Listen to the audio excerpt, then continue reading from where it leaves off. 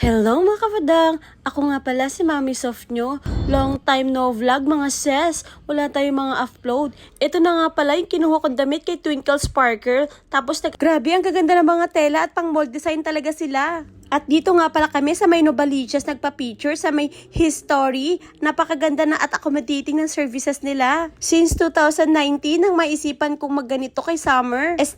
Family picture talaga kami since 2019 pero nung dumating si Summer, nagkaroon kami ng every 2 years picture pictorial sa family. Pero si Summer na dumating ng year 2020, sinubukan ko nang magkaroon ng mga ganitong yearly photoshoot. At dahil matagal nang nauuso ang mga ganitong Christmas photoshoot, sinabay ko na rin ang kanyang pre-birthday photoshoot simula 1-year-old si Summer Love. Naalala ko, nakaraang buwan nakikipaghabulan ako sa mga ibang photoshoot o photo studio para masama ako sa kanilang list. Kaso hindi kinakaloob ni Lord na mapunta ako sa ibang photo studio. Sobrang grateful ako kasi dito ako napunta sa